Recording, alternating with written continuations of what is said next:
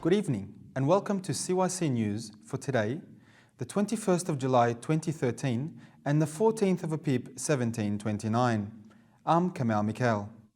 And I'm Juliana Bassoon. In today's headlines, President Obama speaks out on Zimmerman verdict.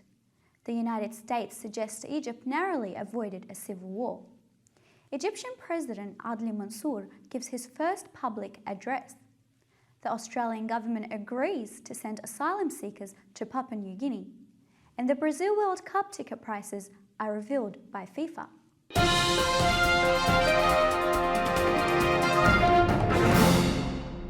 President Barack Obama has said that Trayvon Martin could have been him 35 years ago in his first public comments on the case since last week's verdict. The unarmed black 17-year-old was shot and killed in Florida in February 2012. George Zimmerman, aged 29, said he opened fire on the teenager in self-defense and was acquitted of murder by a Florida court last week. In an unexpected press call, Mr. Obama said very few black men in the US had not experienced racial profiling. Mr. Obama said the pain the African Americans felt around the case came from the fact that they viewed through a set of experiences that history simply cannot take away. He said African Americans were also keenly aware of racial disparities in the application of criminal law. He shared his experiences of being racially profiled in the past, such as being followed out while shopping. Still in the US, a police photographer has leaked images of Boston Marathon suspect Zohar Zarniv during his capture in anger at the picture used by Rolling Stone magazine for its next cover. Police Sergeant Sean Murphy said his photos followed the real bomber, and the magazine cover was hurtful to the victims' memories and their families. The images given to Boston Magazine show him with the red dot of a sniper rifle's laser on his face. The bombings at the finish line of April the 15th marathon killed 3 people and injured more than 260 others. Mr. Zarniv is also accused of the murder of a 4th person, a university police officer who was allegedly shot dead by him and his brother Tamerlan in the days after the attack. The pictures were taken when Mr. Zarniv, wounded after a gunfight with police, was found hiding in a dry-docked boat in a residential garden. Over to Egypt, where the Attorney General, Councillor Hisham Barakat, has ordered the freezing of the accounts of the supreme mentor and leader of the Muslim Brotherhood. The decision comes in the wake of the investigations conducted by the Attorney General's Department. The investigations will reveal the events that took place at Nahda Square, the Brotherhood headquarters in Muqattam, and in front of the House of the Republican Guard. And from another side, Secretary of State John Kerry has stated that Egypt may have avoided a civil war this month. However, Washington is still deciding whether to cut off US aid to the country. The armed forces deposed Egyptian President Mohamed Morsi on July 3rd and has recently installed a new interim cabinet. At the same time, thousands of Morsi's supporters demonstrated on Wednesday against the viewed military rule. Commenting on his country's position towards the military intervention, Kerry said, "What complicates it is obviously that you had an extraordinary situation in Egypt of life and death and the potential of civil war, as well as enormous violence. And you now have a constitutional process proceeding forward very rapidly. According to US law, the United States would have to cut off most of its roughly $1.5 billion in annual aid to Egypt if it were to be decided that Morsi was ousted in a military coup." And still in Egypt, where interim President Adly Mansour has vowed to protect the country against those who seek chaos and violence. In his first public address, 2 weeks after replacing ousted President Mohamed Morsi, Mr. Mansour said his government was committed to restoring security and stability. Meanwhile, Mr. Morsi's Muslim Brotherhood has called for mass rallies on Friday to demand his reinstatement. The group refused to join the new interim cabinet unveiled this week. Speaking in a pre-recorded message aired on state TV, the interim leader said, "We are going through a critical stage and some want us to move towards chaos, and we want to move towards stability. Some want a bloody path. We will fight a battle for security until the end. We will preserve the revolution." Over to Syria, where Patriarch Yohanna Yazigi X of Antioch and the Eastern Greek Orthodox Church has called for prayer for the return of peace and stability to Syria. He also demanded that all Syrians unite in their efforts to bring Syria out of its current crisis.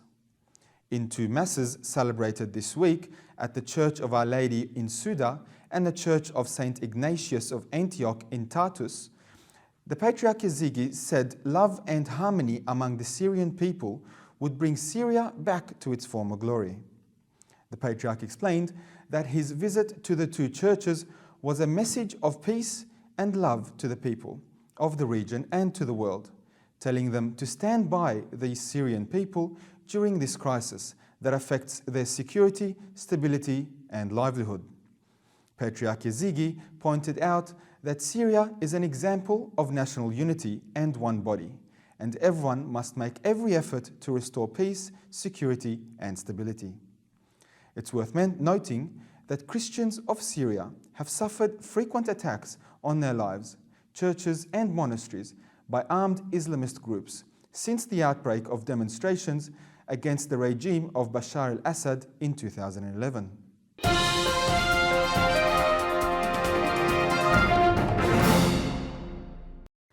Australian Prime Minister Mr. Kevin Rudd has announced this week that asylum seekers arriving by boat will no longer be resettled in Australia, but will go to Papua New Guinea for processing. The decision marks a virtual U-turn in Mr. Rudd's policy, who after forming government in 2007, dismantled the previous government's offshore processing solution in favour of a more humanitarian policy, which has since seen almost 50,000 illegal boats arrivals make the dangerous trip by sea for an almost guaranteed resettlement in Australia. The overhaul of asylum policy comes as Mr. Rudd's government prepares for an election due later this year. Following the announcement, rioting broke out as an asylum centre in Nauru. It was unclear if there was a link. Mr. Rudd had said the hardline decision was taken to ensure border security. It was also aimed at dissuading people from making the dangerous journey to Australia by boat. And in Russia, Kremlin critic Alexei Navalny has been freed from jail pending an appeal a day after being sentenced to 5 years for embezzlement. The court said being in custody would strip him of his right to stand in the Moscow mayor elections in September. Navalny's supporters said the decision to convict him was political. A spokesman for President Putin, Dmitry Peskov, has warned activists against trying to hold any more pro-Navalny marches without official approval. Mr. Peskov's remarks represent the first reaction by the Kremlin to the release of Navalny, a vocal critic of Vladimir Putin. He said that the president could not discuss such cases and that Navalny's supporters had staged a number of unsanctioned rallies and must not break the law. Kurdish rebels have warned Turkey that it must start implementing reforms agreed under a plan to end their 30-year conflict. The Kurdistan Workers' Party said in a statement that concrete steps should be taken in the shortest time. Calling its statement the final warning, the PKK has already begun withdrawing its fighters from Turkey, but the Turkish government insists on a full withdrawal from peace talks to progress. The 30-year Kurdish insurgency has left more than 40,000 people dead. The PKK took up arms in 1984 with the aim of creating a Kurdish state in southern eastern Turkey, but has now moderated its goal to regional autonomy. It has been designated a terrorist organization by Turkey, the United States and European Union. Over to the UK, where the Meteorology Office has raised heatwave warnings for northwest England to level 3, saying that the heat was expected to continue to rise over western England until Friday, with the east becoming cooler. Level 3 warnings are in place for the South West and the West Midlands, but warnings for South East England and London have been reduced to Level 2. It was the hottest day of the year in Scotland, Wales and Northern Ireland. Temperatures reached 29 degrees Celsius at Prestwick, South Ayrshire, and 31 degrees at Porthmadog, North Wales. Heatwave warnings alert healthcare services to help those in high-risk groups such as the elderly and young children. Meanwhile, Her Majesty's Coast Guard has issued safety advice to swimmers and sailors after call-outs in the past month were up by 25% compared with the same period last year, as more people take up to the coast to enjoy the sunshine. Ticket prices for international fans attending the Football World Cup in Brazil will start at $90 for initial group matches.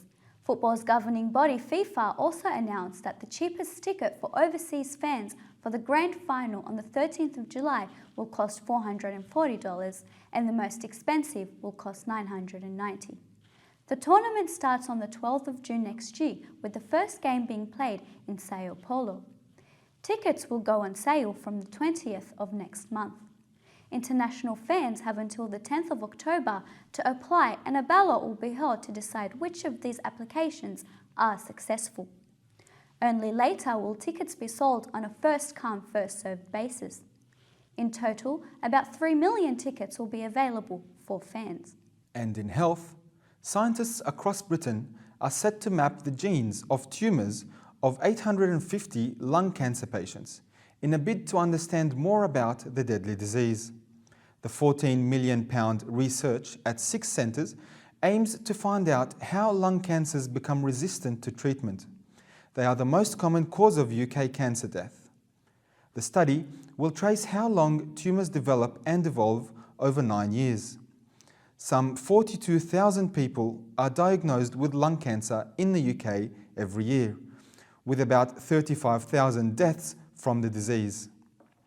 Scientific progress has lagged behind that made for other cancers, with only 9% of patients surviving beyond the first 5 years.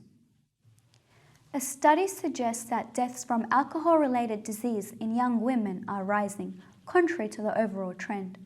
Experts looked at deaths in men and women of all ages in Glasgow, Liverpool and Manchester from 1980 to 2011.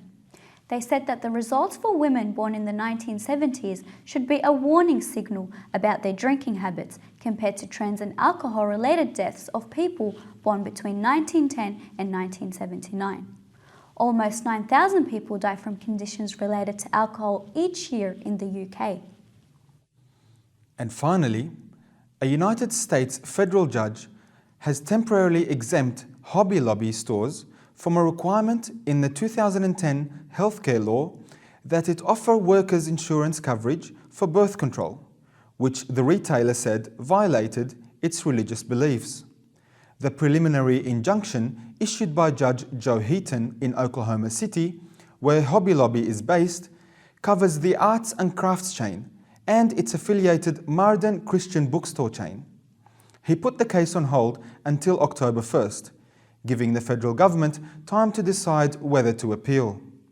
A US Department of Justice spokesman had no immediate comment. The government has said contraception coverage is needed to promote public health and gender equality. That's all for CYC News today. Stay tuned for more Christian content on CYC. I'm Juliana Basu. And I'm Kamal Mikhail. From the CYC studios in Sydney, Australia, good night and God bless.